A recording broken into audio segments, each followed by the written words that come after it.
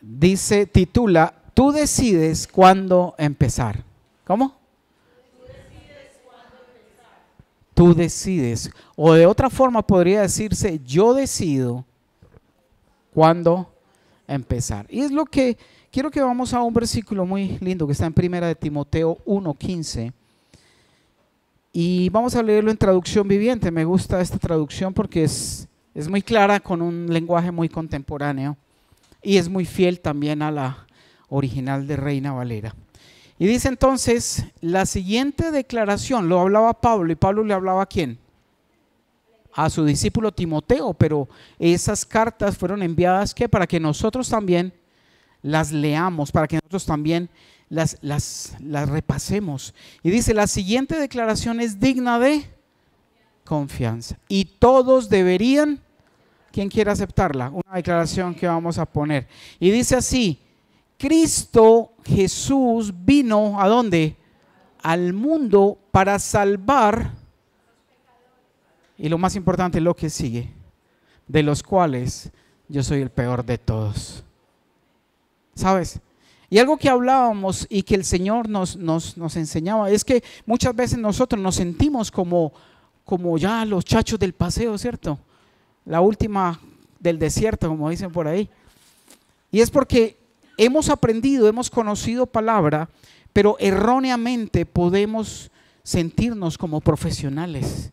Como que sabemos tanto que ya miramos por encima del hombro al otro que apenas está empezando. Y tenemos que tener en cuenta, si Pablo decía, alguien que conocía tanto a Jesús revelado, el Espíritu Santo, que también le habló en muchas ocasiones y se le presentó, dice, de los cuales él vino a salvar a los pecadores, de los cuales yo, dígalo así, yo soy el peor de todos, pero yo soy el peor de todos. ¿Sabes por qué? Y el Espíritu Santo nos hablaba cuando mi esposa preparaba la alabanza y lo que hablaba ahora, porque es el mismo Espíritu. Cuando él hablaba de que me haré más que vil por causa de Jehová. Y sabes, cuando tú conoces más a Dios, cuando te acercas más al conocimiento de la palabra, nos damos cuenta que somos más pecadores cada vez. ¿Sabes? Cuando no conocíamos de Dios, uno decía, bueno, tal vez soy pecador, cuando aprendía que algo era pecado. Entonces decía, pero si todo el mundo tiene relaciones sexuales con todos, todos contra todos, y usted decía, eso es malo. Pero cuando empezaba, y parecía que no era malo, pero cuando conocías la palabra, decías, eso es malo. Entonces empezábamos a sentirnos ¿qué? Culpables y pecadores. Y en la medida que te acerques más a Dios, nosotros tenemos que menguar, desaparecer, para que Él sea el que crezca, y ser conscientes de que somos ¿qué? Pecadores. No podemos olvidar y que somos débiles, que el único que nos hace fuertes es su gracia y su misericordia, porque Él habita en nosotros. Entonces, cada vez que conocemos más de Él, nos damos cuenta que nosotros somos menos delante de su presencia, y que aún más lo necesitamos. Y quiero que vamos a otra cita que está en Primera de Pedro 1:18, ¿cierto? Primera de Pedro 1:18, y dice así. Dice, pues ustedes saben que Dios, Primera de Pedro 1:18, pues ustedes saben que Dios ¿qué? Pagó un rescate para salvarlos de la vida abundante. ¿Quién tenía una vida vacía?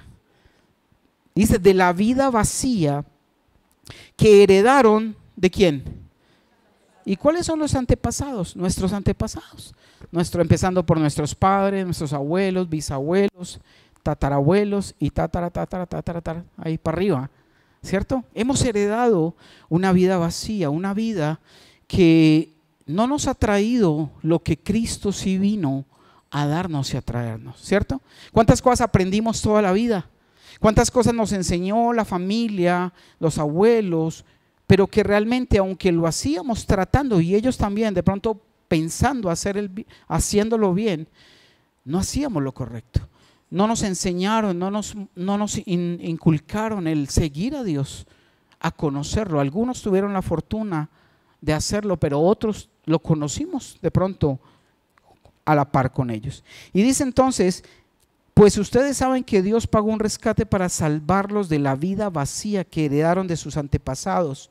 Y el rescate que Él pagó no consistió simplemente en ¿qué? Oro o plata, 19, sino que fue la preciosa sangre de Cristo, el Cordero de Dios, que no tiene pecado ni mancha. Entonces, iniciando con eso, quiero que tengamos presente que nosotros somos pecadores. Somos pecadores, esa es nuestra condición humana y debemos ser conscientes de que sin Él nada podemos hacer, y que si de nosotros es quitado Cristo, ¿qué queda? Nada, no queda nada. Somos lo que Él nos ha dado, ese valor delante de la presencia del mismo, delante de Dios. Y vamos entonces a Marcos 7, y quiero que tengamos algo que lo hemos comentado en otras ocasiones. Marcos capítulo 7, cuando yo hablaba con mi esposa y empezábamos en la vida cristiana y llevábamos un tiempo, y una vez mi esposa ya estudia, tiene su lugarcito en una guardilla, mansarda, la azoteída, algo que hay dentro de la casa, y ella tiene ahí su oficina o su mesita para encontrarse con Dios. Yo la tengo en el cuarto, y un día bajó llorando, eso lo hemos contado, bajó llorando, y yo decía, ¿qué te pasa, mi amor? No, es que yo soy farisea, entonces yo decía, no, mi amor, ese es el contexto de la palabra, estaba hablando de los fariseos.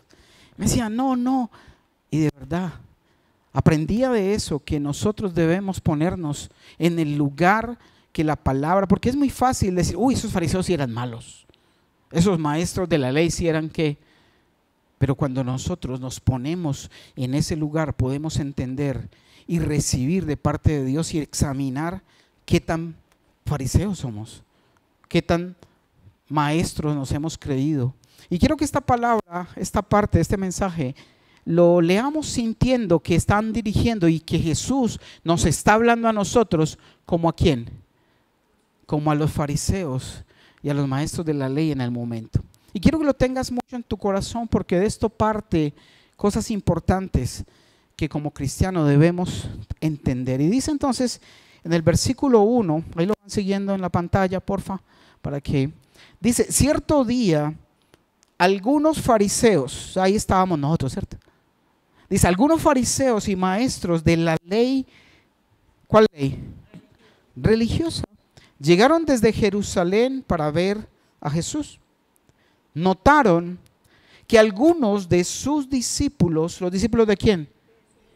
No seguían el ritual, ojo, ritual judío de lavarse las manos antes de comer. 3, los judíos, sobre todo los fariseos, no comen si antes no han derramado agua sobre el hueco de sus manos. Haga así, hagan así. ¿Qué se hace ahí? Un huequito. No hay que perforarse hasta el otro lado. Ahí está el huequito. Entonces ellos tienen un ritual que es el lavado con una mano se echan agua sobre la mano izquierda, luego con la izquierda a la derecha. Es un ritual. Entonces dice, los judíos, sobre todo los fariseos, no comen si antes no han derramado agua sobre el hueco de sus manos, como exigen sus ¿qué? Tradiciones antiguas. Estamos hablando, y ahorita hablábamos de esa manera vacía que heredamos ¿de quién? De los antepasados. Y aquí están hablando también de esa tradición antigua que habían heredado todas aquellas personas religiosas de la época cuando Jesús estuvo ¿en dónde? Sobre la tierra. Para que nos vamos ubicando ahí, ¿cierto? Y dice entonces en el 4, tampoco comen nada del mercado sin antes sumergir sus manos ¿en dónde? En agua. Esa es solo una de las tantas tradiciones. O sea, que eran mandatos de Dios o eran tradiciones del hombre. Eran tradiciones. Dice, esa es solo una de las tantas tradiciones a las que se han aferrado. tal como el lavado ceremonial de vasos, jarras y vasijas de metal. 5. Entonces los fariseos y maestros de la ley religiosa le preguntaron: ¿por qué tus discípulos no siguen nuestra antigua ¿qué? Tradición? Ellos comen sin antes realizar la ceremonia de lavarse la mano. Ahí no dice que ellos no se lavaban las manos. Lo que dice es que no hacían el ritual y hacían una ceremonia para sentir en su conciencia que lo que estaban tomando era algo puro y que estaban siendo mejores que muchos otros que no hacían el ritual. ¿Estamos ahí? Se sentían y juzgaban y acusaban a los discípulos de Jesús por esto. Entonces, dice, ellos comen. ¿Por qué tus discípulos no siguen nuestra antigua tradición? Ellos comen sin antes realizar la ceremonia de lavarse las manos. 6. Jesús contestó. O sea, ¿quién venía hablando ahí desde hace rato? Jesús. Y dice, Jesús contestó. ¿Cómo les contestó? Hipócritas. Isaías tenía razón cuando profetizó acerca de ustedes, incluso acerca de quién. ¿Recuerda que nos íbamos a poner el papel de los fariseos? Entonces podríamos decir, hipócritas, Isaías tenía razón cuando profetizó acerca de mí. Póngase ahí, porque la idea es que el Espíritu Santo nos redarguya, nos muestre y podamos decirle: Señor, verdaderamente he estado actuando más por tradición que por realmente entregarte mi vida y mi corazón a ti. ¿Sí? Porque Él es el que habla a través de su palabra. Dice entonces, porque escribió: este pueblo me honra con sus labios, pero su corazón está lejos de mí. Y mira, y ahí es algo bien importante, cuando Dios quiere que nuestros labios no solamente le expresen amor, sino que sea ¿quién? Nuestro corazón el que pertenezca a Él. Porque es muy fácil decir: Diosito, Dios te amo, no, Dios es lo mejor, Dios es todo, pero la distancia y la diferencia entre declararlo, hablarlo y sentirlo y vivirlo es muy grande. Y es lo que Él quería. Isaías lo había profetizado: este pueblo me honra con sus labios, pero su corazón está lejos de mí. Podríamos decirle como: yo honro a Dios con mis labios, pero mi corazón está lejos de Él. 7. Su adoración es una farsa porque enseñan ideas humanas como si fueran mandamientos. ¿De quién? De Dios. Y muchas veces, a causa de la tradición que venimos viviendo, de la cual veníamos de nuestros ancestros, muchas veces pasamos por encima de las enseñanzas que Dios nos ha dado solamente por seguir ¿qué? Las tradiciones. No, es que estoy acostumbrado, no, es que la tradición, no, es que siempre hemos hecho. Y a veces con el conocimiento de aquellas cosas que Dios nos ha puesto en nuestro corazón que no debemos continuar haciendo o en las que no nos debemos mezclar o meter, pero que ganan a veces las tradiciones que venimos trayendo y que venimos repitiendo. Dice entonces ahí en el versículo 8: pues ustedes pasan por alto la ley de Dios y la reemplazan con su propia tradición. Entonces Jesús les pone ejemplos y dice en el 9: entonces dijo, ustedes esquivan hábilmente ¿qué? La ley o la instrucción que Dios dio, la ley de Dios, para aferrarse a su propia tradición. Y yo sé que Dios ahí en su corazón está hablando acerca de tradiciones, acerca de costumbres, acerca de cosas que repetimos o que pensamos que son el todo y que es lo que hay que hacer, cuando Dios ya nos ha dado muchas instrucciones al respecto.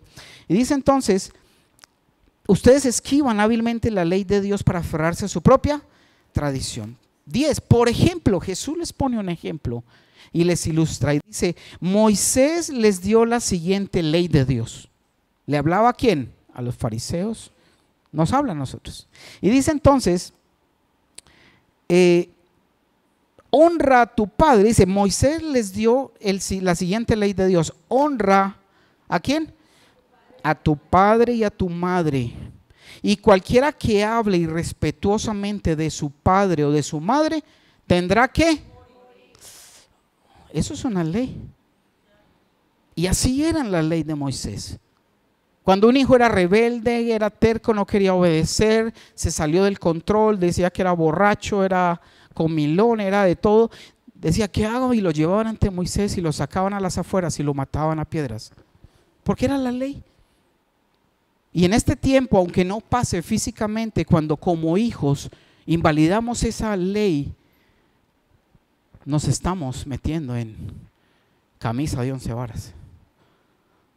¿Por qué? Porque es una ley. Jesús se la recordaba a los fariseos y era una regla que Moisés les había enseñado. Y dice entonces en el 11, pero ustedes, ¿a quién le estaba hablando?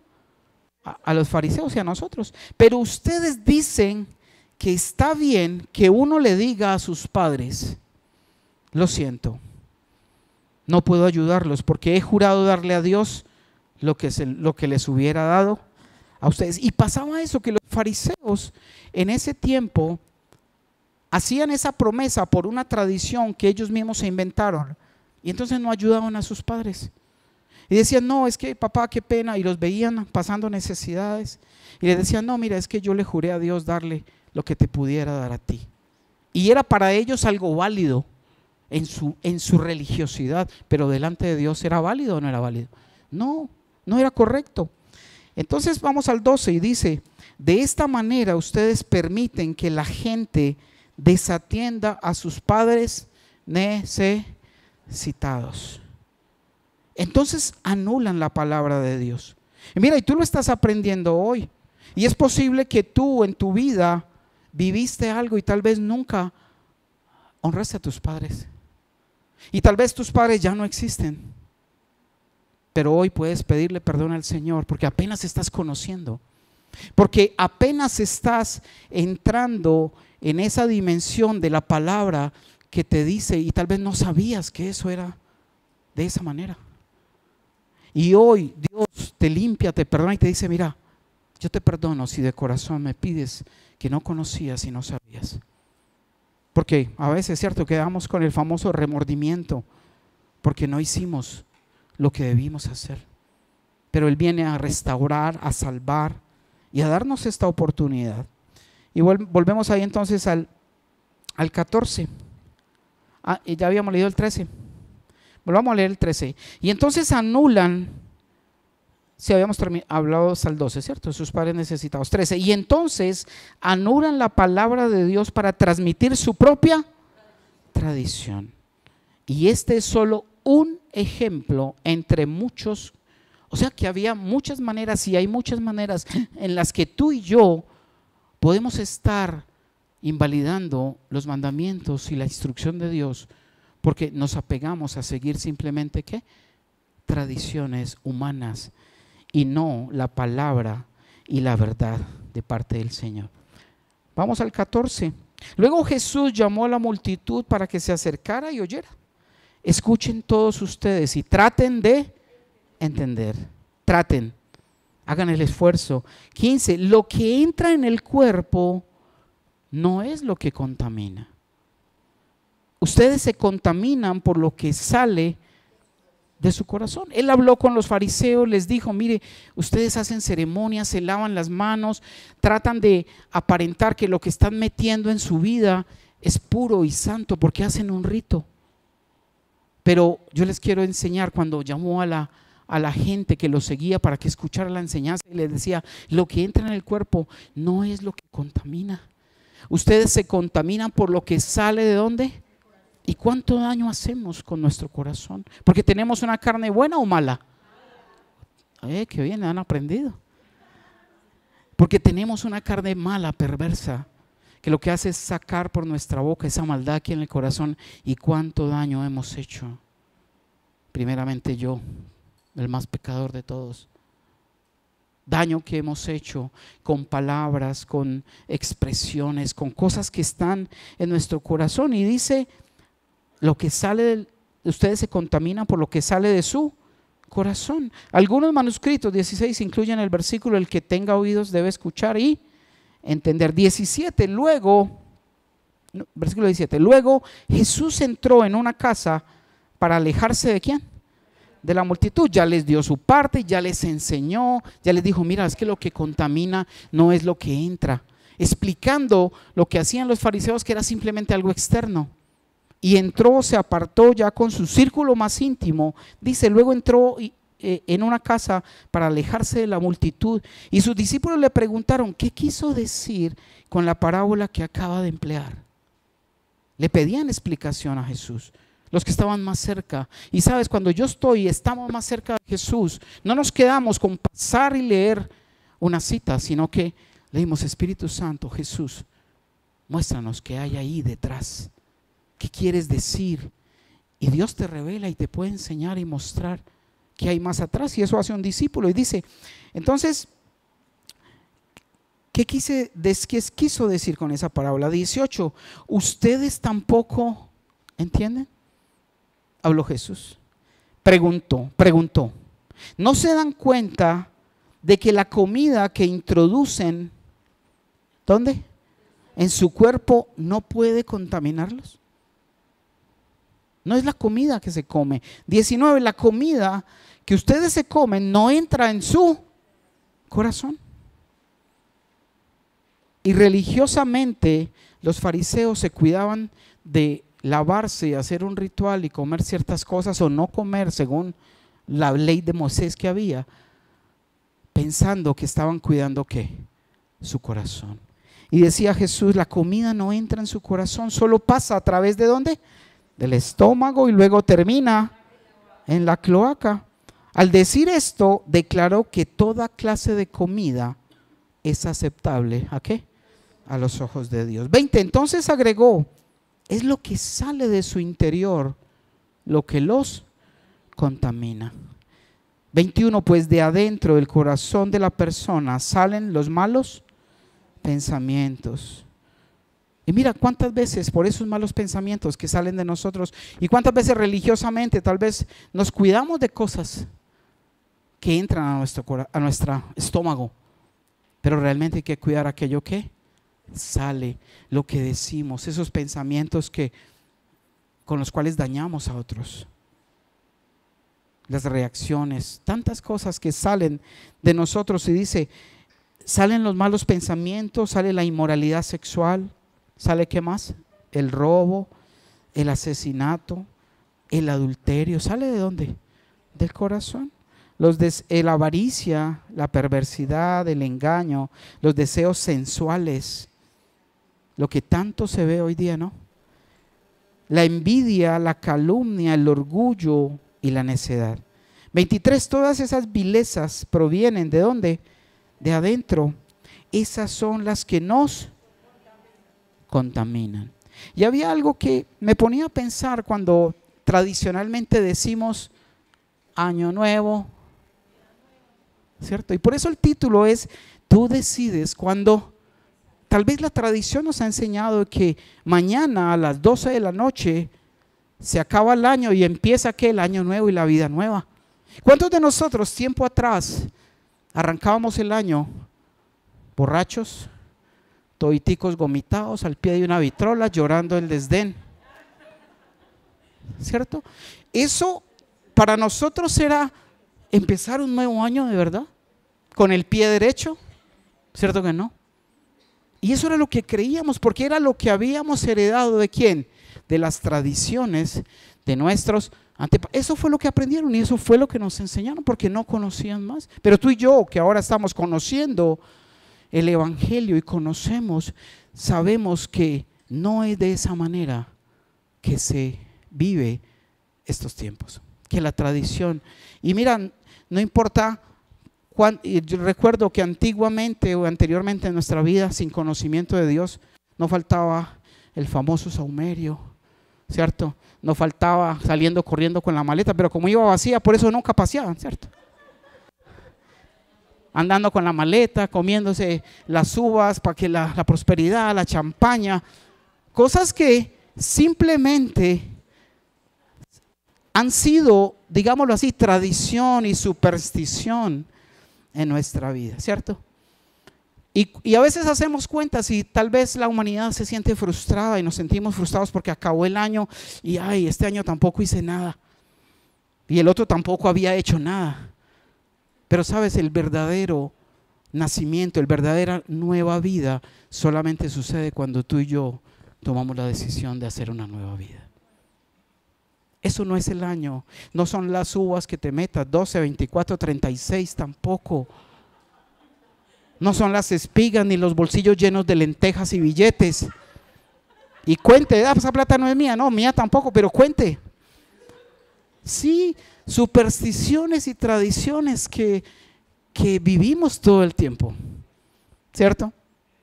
Pero que nuestra seguridad es ¿quién? Es Cristo. Él realmente es el que nos ha dado una nueva vida, no los ritos. No el rito, así como el rito de lavarse las manos, a veces el rito no sagrado de cada campanazo de las 12 una uva, y más de uno moría y ahogado. ¡Oh! Se atragantó con las uvas. Sí. En vez de recibir un año sobrio, descansado, sin trasnochos, bueno, así de pronto sería uno si se trata de que eso define el año. Pero define esa decisión de nuestro corazón. Decirle, Señor, tú pagaste el precio por mi vida y yo quiero vivir para ti. Eso realmente es lo que puede cambiar tu vida. Pueden pasar los años, mire, ya tengo como 50 y punta. Y solamente Dios, cuántos años esperando, cuántos años viviendo de la forma inadecuada hasta que llegó Dios a darle un sentido diferente. Y depende de cada uno de nosotros que ese sentido correcto se cumpla y se haga. Y yo le preguntaba, yo hoy que estaba leyendo, hay una instrucción, algo que aprendimos acerca de los proverbios y los hemos enseñado a muchos de ustedes. Porque en los proverbios hay demasiada sabiduría, ¿cierto? Mucha. Y una de las formas en las que nos nutrimos es leyendo el proverbio, pues curiosamente, Dios permitió que fueran 31. Y se puede aplicar algo, pues no es que sea algo, una revelación así, pues, pero es una forma de disciplinarnos y leer ese proverbio de cada día que nos va a dar sabiduría. Lo repasamos, se acabó el mes, que son 31, 30 días. Entonces el día que no tiene 30, usted no se lee la mujer virtuosa, sino que pasa el 1, ¿cierto? Usted no se lee los 12, el 30. Pero eso te va a nutrir y te va a enseñar. Y ahí hay una cantidad de sabiduría hermosa que realmente sí nos va a sacar y nos va a ayudar a vivir mejor y a tener una vida diferente. Y unas instrucciones hermosas que veía, y quiero que vamos para irnos entrando un poquito en esta parte y como un comentario. ¿Saben que Proverbios quién lo escribió? Y Eclesiastés quién lo escribió? Salomón también. Pero primero escribió Eclesiastés, más o menos en el año 965 antes de Cristo, y luego escribió Proverbios en el 960 antes de Cristo. Como los años van en reversa, primero es que el 65, que el 60 antes de Cristo. Entonces quiero que vamos a Eclesiastés. Cuando termina de escribir Eclesiastés, lo que él concluye en el capítulo 12, que es el último de Eclesiastés. Y miremoslo, Eclesiastés capítulo 12. Dice así. 12 versículos 13 y 14 son los últimos versículos. Y vamos a ver el 13. Capítulo 12, que es el último de Eclesiastés, y los últimos dos versículos que son el 13, mejor dicho, 12, 13, 14, casi. Dice, aquí culmina, ¿qué? El relato. Esa es la conclusión que da Salomón, un hombre que dijo en el principio de Eclesiastés, dice, no negué a mi corazón ninguna cosa que deseara. El hombre más rico sobre la tierra, y empezó a buscar qué era el sentido de la vida. ¿Cuántos de nosotros a veces pensamos que la vida es buscar, tener, conseguir el mejor auto, la mejor casa, finca, carro y la beca que tiene debajo de la cama la abuelita? Pero no es eso. Y mira, Salomón, que vivió todo lo que tal vez tú y yo en tu corazón carnal pudieras algún día pensar, Él concluye con estas palabras y termina Eclesiastés. Y dice, aquí culmina el relato. Mi conclusión final es la siguiente: teme a Dios y obedece sus mandatos, porque ese es el deber que tenemos todos. 14. Dios nos juzgará por cada cosa que hagamos, incluso lo que hayamos hecho en secreto, sea bueno o sea malo. Aquellas cosas que en secreto tú piensas y pensábamos que nadie nos veía, que nadie sabía, Dios nos va a juzgar y nos va a llamar a cuentas. Allí, pantalla gigante delante de todo el mundo, tecnología que no conocemos siquiera aquí, y estaremos en pantalla gigante frente a todos pasando esa vergüenza de todo aquello que hemos hecho en lo secreto, de lo que no nos hemos arrepentido y aquello de lo que no nos hemos apartado. Piénsalo, porque así va a ser. Y mira, y vamos sabiendo que Eclesiastés escribió primero y luego ¿qué? Proverbios. Vamos a ver el primer capítulo de Proverbios, la primera parte que está, Proverbios 1 del 1 al 7. Están ubicados primero Proverbios y luego Eclesiastés, pero cronológicamente en el tiempo fue primero Eclesiastés, ¿sí? Dice entonces el capítulo 1, dice, estos son los proverbios, ¿de quién?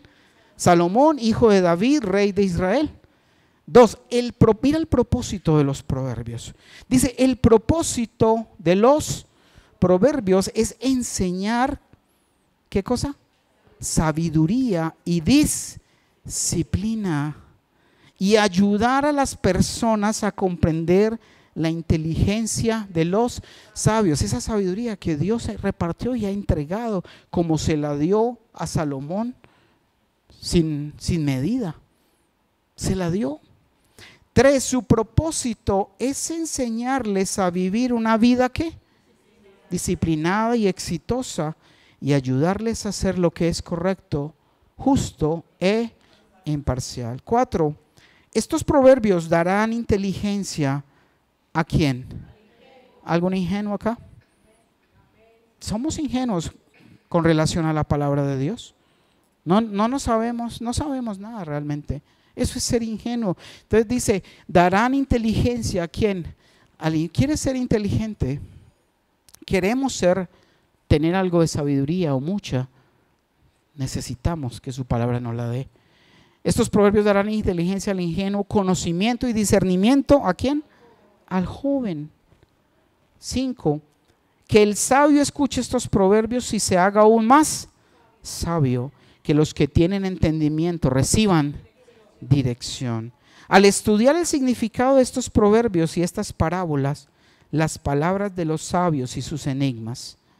7, el temor del Señor es la base del verdadero conocimiento, pero los necios desprecian la sabiduría y la disciplina. Y déjalo ahí, y léelo ahí en tu mente. Permite que el Señor meta eso a tu corazón. Y temor de Dios es el respeto que yo le debo tener a Él. Y por ese mismo respeto es que yo hago conforme a su voluntad. Porque si lo respeto, voy a hacerlo agradable a Él. Y muchas veces no lo respetamos cuando fallamos, decimos lo que no es, hacemos tantas cosas que nuestro corazón malo deja salir. Y dice, el temor del Señor es la base del verdadero conocimiento, pero los necios, cuando yo desprecio el conocimiento y la sabiduría de Dios, soy un ¿qué? Un necio. ¿Cierto? A veces pensamos que el necio es el niño que solo brinca y brinca y no obedece, pero somos necios también con respecto a lo que no hacemos y no obedecemos con el Señor. Y hoy esta mañana, leyendo el proverbio ¿qué? ¿Número qué? ¿Qué día es hoy? Ok. Y en ese proverbio 30 hubo una parte de toda la lectura que el Señor me inquietó bastante. Porque ahí hay enigmas y hay ¿qué? Sabiduría y consejos ocultos que solo Dios puede hablar y puede enseñar, puede revelarnos. Y quiero que vamos a Proverbios 30 Y yo le preguntaba, Señor, sí, tal vez la tradición nos llevaba supersticiosamente a creer que con hacer las tradiciones, comernos las uvas, hacer todas esas cosas, íbamos a hacer algún cambio en nuestra vida. Cuando realmente solamente tu presencia, el seguir los consejos de tu palabra y que yo tome la decisión va a ser un cambio y va a ser algo que realmente renueve mi vida, la haga diferente. Porque a veces nos quejamos, no, este año no pude, este año no, qué año tan malo, pero Dios está formando y esperando que nosotros tomemos esa decisión. Y leyendo en esta parte, vamos a ir a Proverbios 30, desde el versículo 24. Vamos a leer ahí solamente hasta el versículo 28. Y vamos a analizar cada una de esas cosas que Dios me hablaba y me inquietaba. Y yo le preguntaba, Señor, ¿y qué hacemos? ¿Cómo hacemos para mejorar, para que nuestra vida cambie? ¿Alguien le gustaría tener algunos consejos de parte del Señor? Y son sencillos, simples. Y alguien que me preguntaba, bueno, ¿cuánta gente niega que el Señor fue el que hizo la creación? Y que nos enseña en cada cosa. Mira la parábola de la semilla en la tierra, explicando cosas espirituales. Pero a través de los animales, a través de tantas cosas de la naturaleza, Dios nos enseña y nos explica. Y entonces empezaba con el versículo 24 y dice, hay 4 cosas sobre la tierra que son pequeñas, pero ¿qué? Extraordinariamente sabias. Sí, sabes, mira, tú y yo somos ¿qué? Pequeños. ¿Algún pequeño aquí? Somos pequeños. Y dice, entonces nosotros podríamos y podemos, aún siendo pequeños. A ver, ¿quién es el más pequeño? Pero espiritualmente hablando, ahora dicen, es Maicana. No.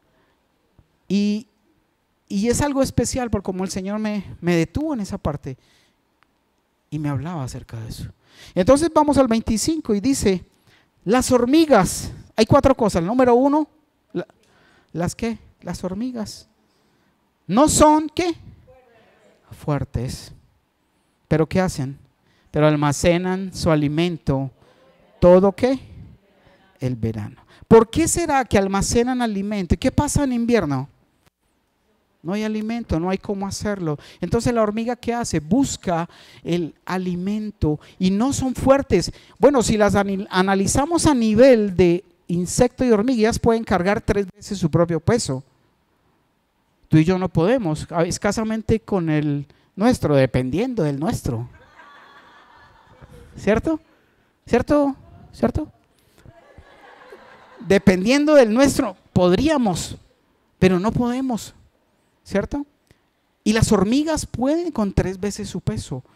Pero aunque son insectos y muchas veces tú y yo nos hemos podido sentir como ¿qué? Como una hormiga y somos pequeños, solamente en Dios podemos hacernos ¿qué?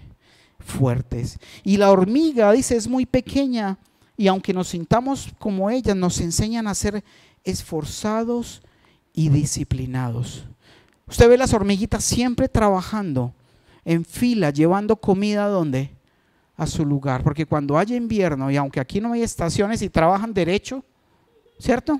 Aquí en Colombia trabajan derecho, pero en muchas partes solo pueden recolectar en el verano, porque en el invierno no pueden, están guardaditas. Pero ¿qué me hablaba el Señor con eso? Tenemos que ser como las hormigas, porque aunque no somos fuertes, la palabra que almacenemos y guardemos en nuestro corazón será la que nos va a dar el alimento en los tiempos de escasez y necesidad. Mira ese ejemplo tan común, pero tan diciente de las hormigas. El primer animalito. Una actitud previsora, ser diligentes, ser disciplinados espiritualmente. Usted ve cómo trabajan y trabajan las hormigas, ¿cierto? ¿No ha visto por ahí una hormiga por ahí parada? Ay, qué cansancio, ¿cierto? No, voy a ir a dormir más bien, eso está muy duro.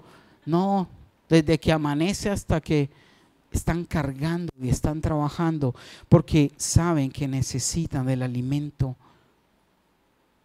Yo sé que Dios habla a cada uno en particular y allí te está hablando de qué manera volvernos disciplinados. ¿De qué manera seguir siendo previsivos y almacenando el alimento? Y volémonos un momentico, sin perder Proverbios 30, a Proverbios 6, versículo 6. Y mira lo que dice. 6, dice, tú holgazán, ahí nos está hablando de cómo no somos como la hormiga, ¿cierto? Dice, tú holgazán, aprende una lección. 6, 6. Tú holgazán, creo que saben qué es holgazán, ¿cierto? Aprende una lección de las hormigas. Aprende lo que hacen. ¿Hazte qué? Sabio. Dice, a pesar de que no tienen príncipe, ni gobernador, ni líder que las haga trabajar, porque la reina siempre está ¿dónde? En el nido, calentando y poniendo huevos ahí. No los calienta, pero los pone. Y las hormigas se van simplemente porque saben que Dios las diseñó así y nos las pone como ese ejemplo para que aprendamos de ellas. Dice, se esfuerzan todo, a pesar de que no tienen príncipe, ni gobernador, ni líder que las haga trabajar, se esfuerzan, ¿qué? Todo el verano juntando alimento para él. Estamos juntando alimento para esos momentos de debilidad, esos momentos de prueba. O nos cogen los momentos de prueba sin ningún alimento. Mira cómo nos invita a aprender. Dice 9, pero tú holgazán, o pero yo holgazán, ¿cierto? ¿Hasta cuándo seguirás durmiendo? ¿Cuándo despertarás? ¿Un rato más de sueño, una breve siesta, un pequeño descanso cruzado de brazos? 11, entonces la pobreza te asaltará como un bandido, la escasez te atacará como un ladrón armado. Y aunque habla también del sentido físico, nos podemos ver como la pobreza espiritual que nos ataca y que nos atraca y nos quita todo aquello que pudiera darnos a nosotros esa seguridad en Dios. Volvamos al 30 y dice entonces, ahora vamos al versículo ¿qué? 26, y dice, los damanes. Otra versión habla de los conejos, porque en las traducciones originales del hebreo son similares. Y dice, los damanes o los conejos no son poderosos, pero construyen su hogar ¿dónde? Entre las rocas. ¿Cuál roca es la que tú y yo debemos construir? ¿Cuál roca? Cristo, que es la roca. Jesús, que es la roca. Entonces, aunque no dice son fuertes, también dice los damanes no son poderosos, no hay poder, pero construyen su hogar entre las rocas, buscando la roca. Somos un pueblo no poderoso. ¿Cierto que somos un pueblo no poderoso? Somos débiles, pero ¿qué hace? Somos indefensos y necesitamos lugares seguros para vivir, y ese lugar es donde refugiados en la roca que es Cristo. Ese es el lugar para podernos ocultar fácilmente de los peligros. ¿Han visto en esas cosas de Animal Planet o Discovery que ponen los animalitos y cuando ven un depredador, ¿qué hacen? Se meten, se esconden, se refugian en la roca. Y ¿por qué en la roca? Porque aunque el depredador quiera escarbar en tierra, sí lo hace fácil, ¿no? El depredador escarba y encuentra la presa. Pero cuando es roca y te escondes en la roca que es Jesús, nos escondemos allí, el depredador no puede mover esa roca. Y ahí es donde nos tenemos que refugiar. Dice, construyen su hogar entre las rocas para huir del peligro, huir de la tentación, para buscar refugio en Dios, en esos lugares seguros para vivir. Ya hemos aprendido dos cositas, ¿no? ¿Cierto? Ser diligentes, disciplinados y buscar el refugio como los damanes o los conejos. ¿Dónde? En la roca. Siguiente, 27. Las langostas, no las que se ponen rojas cuando las echas en agua caliente, sino los grillos, ¿cierto? Sino la langosta de las plagas. ¿Recuerdan la plaga? ¿Ustedes estuvieron ahí? Bueno, menos mal Dios nos recuerda. Yo sí estoy más joven, pero sí, de las plagas. Dice entonces, las langostas no tienen rey, pero marchan en fila. ¿Se imagina donde las plagas de Egipto hubiera ido una sola langosta? Todavía estaría llegando a comerse los cultivos, no había acabado.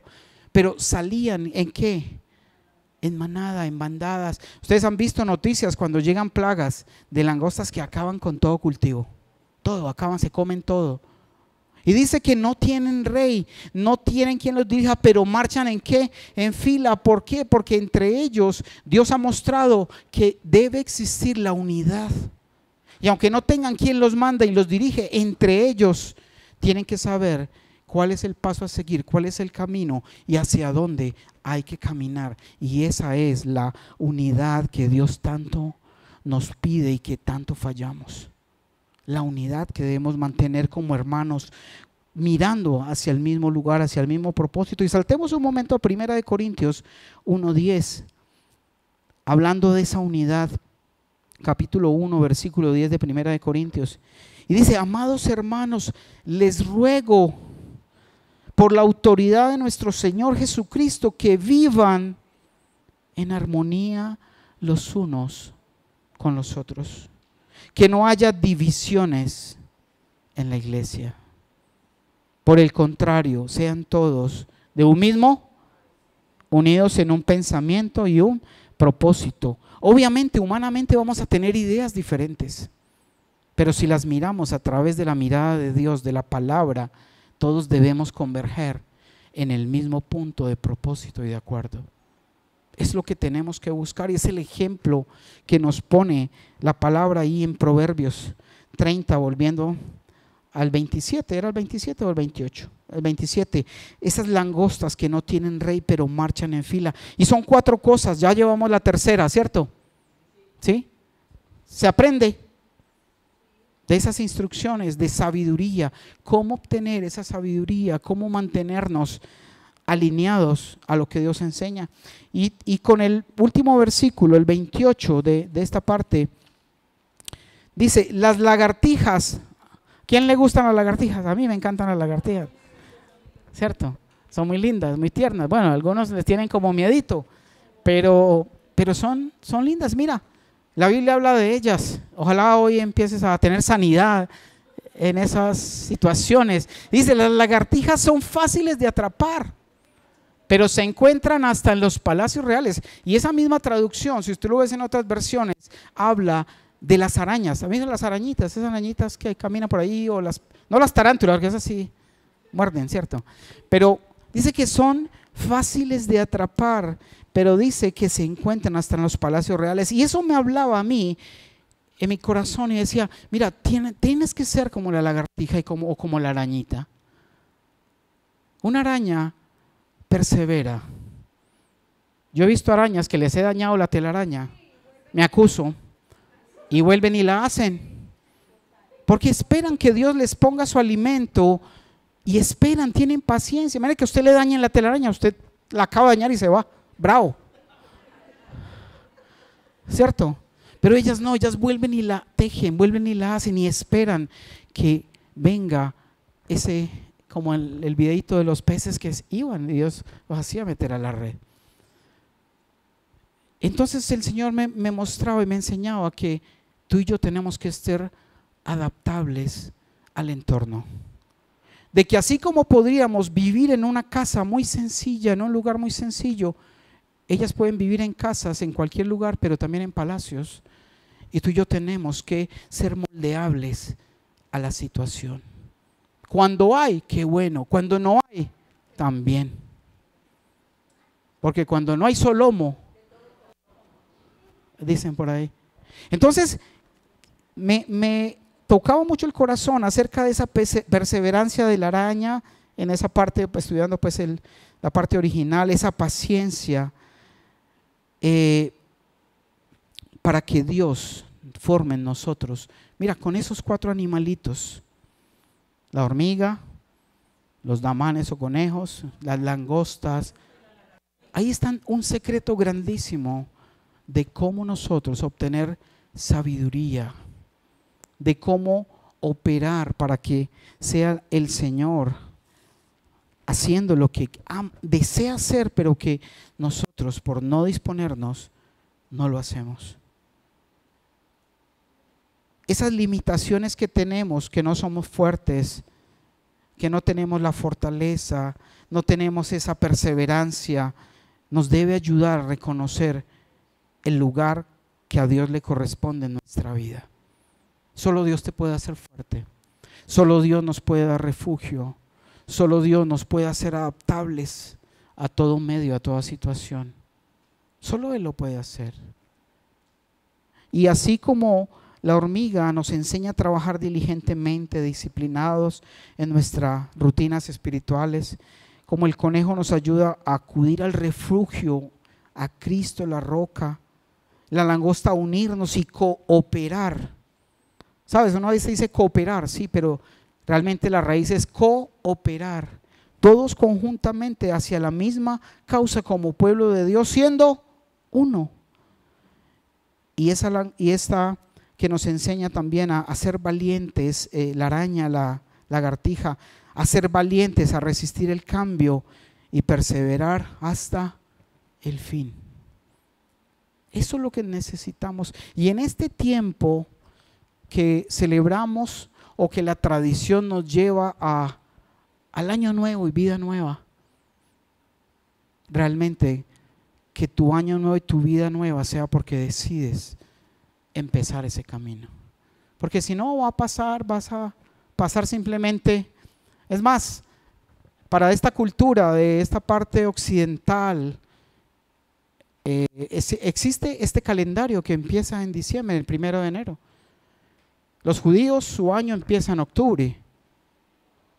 Los chinos, su año empieza entre enero y febrero. Entonces, depende del punto donde tú estés, el año, la tierra empieza a dar el giro para cumplir ese año. Y eres tú con Dios quien define cuándo arranca ese año en el que tú vas a empezar a ver cosas grandes en tu vida, cambios y la presencia de Dios. ¿Alguien ha aprendido hoy algo? Vamos a ponernos en pie, vamos a orar y darle gracias al Señor por su palabra. Padre Santo, te damos gracias, Señor. Gracias porque tu palabra, Señor, nos confronta, oh Dios. Porque cuántas tradiciones has cobijado, has abrazado. Cuántos años repitiendo tradiciones. Cuántos años repitiendo supersticiones para que te vaya bien, para que tengas riqueza, para que tengas salud. Y no son más que supersticiones, tradiciones humanas, y no la revelación y el poder de nuestro Dios y nuestro Señor. Tú decides cuándo empezar. Yo decido cuándo empezar.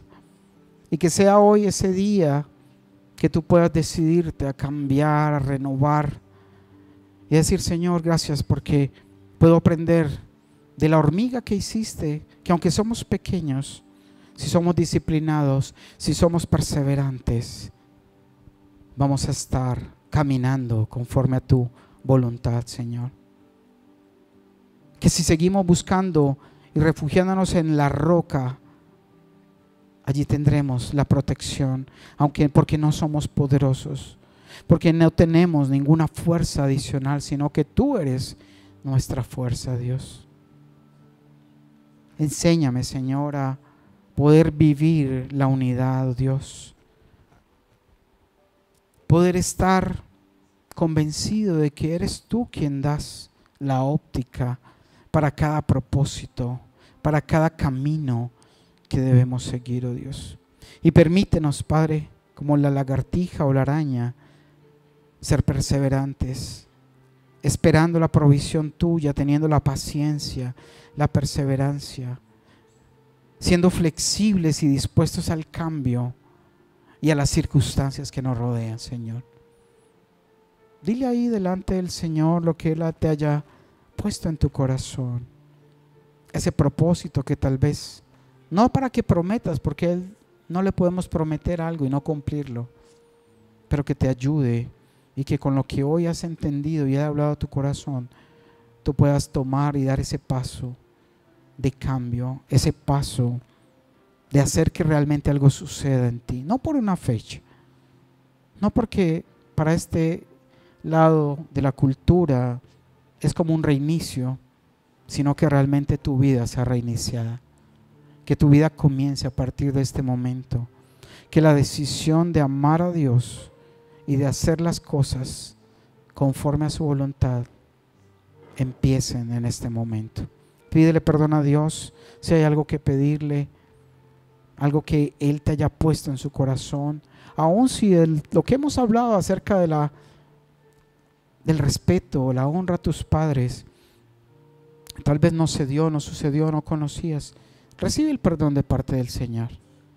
Y recibe que Él te está limpiando y perdonando, porque apenas estás conociendo algo que no conociste, pero que ofendiste a tu Señor. Pero su sangre preciosa, si tú acudes a Él, hoy te limpia, te sana y te pone a paz delante de tu Señor. Para que no haya ningún remordimiento, no haya ningún sentimiento de culpa, si le has pedido y le pides hoy el perdón al Señor por cada una de aquellas cosas que Él te ha mostrado en este día. Padre, te damos gracias, te bendecimos y gracias, Señor, porque cada uno contigo define e inicia un nuevo periodo de cambio, un nuevo periodo de vida, Señor. En el nombre poderoso de Cristo Jesús te damos gracias. Amén.